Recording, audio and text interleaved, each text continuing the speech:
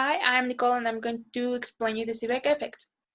So the Seebeck effect was discovered in the 1800s by Thomas Seebeck, and it is when the difference in temperature between two dissimilar conductors or semiconductors produces a voltage.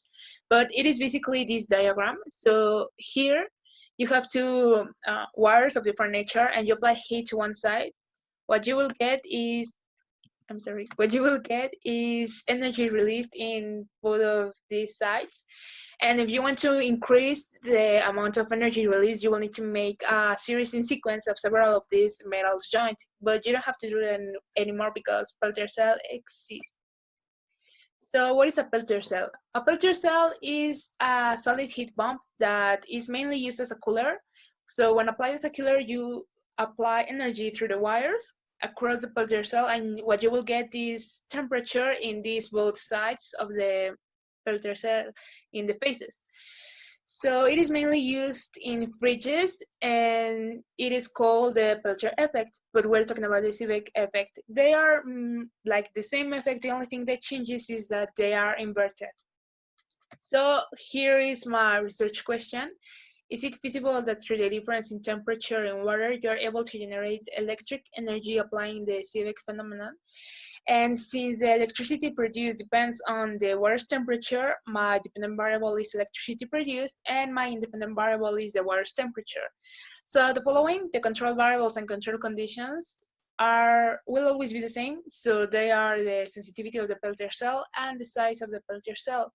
Regarding the experimental condition, I chose the required voltage to make the motor work, 8 volts, because this will be the one that is going to experiment the changes in my independent variable.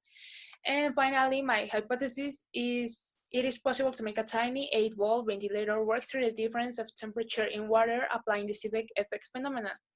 So here are the materials I use for my experiments. They are the same basically.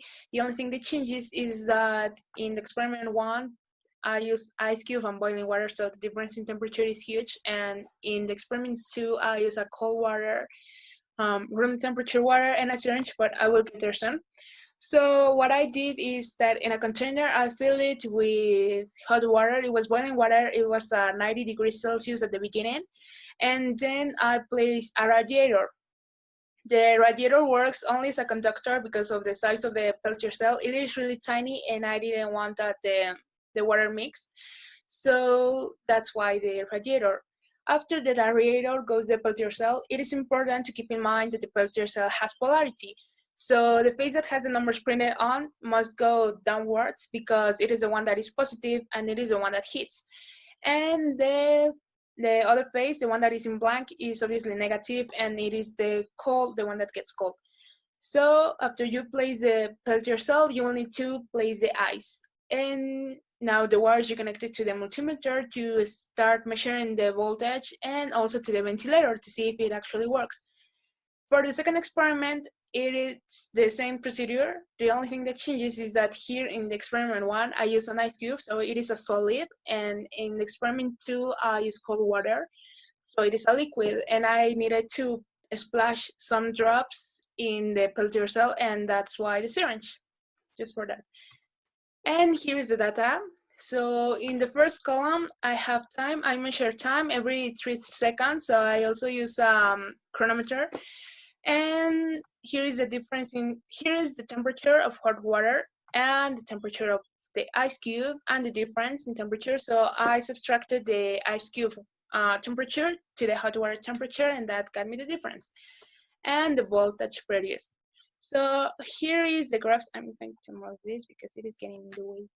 And here in this graph, we can see that it may seem positive, but it isn't. It is actually negative because I don't know why, but it started to measure here where it ends, and it ended here. So it is like all wrong, but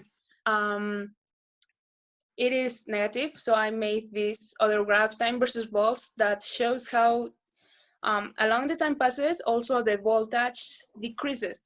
So it is negative, but we can see here in the columns that the difference in temperature decreases and also the volts.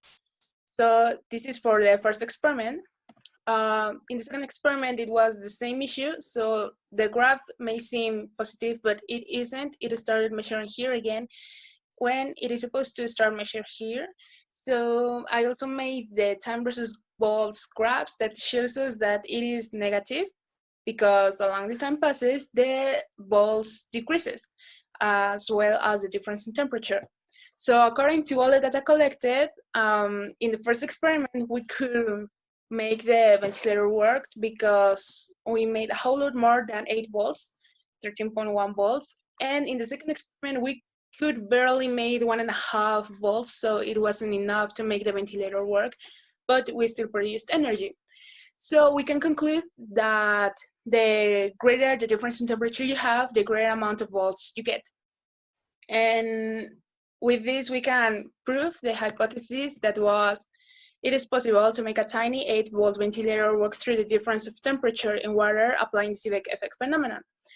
And it is verified. So finally, I didn't have a lot of issues while doing this experiment. I only think that I could improve the equipment I used because the wires of the peltier shell are really tiny, and I needed to connect them to the multimeter like tweezers, and they were huge. So I really had, I struggled with it a little, but that's all. And well, I forgot to show the sources. So here they are. That would be all finally. Thank you.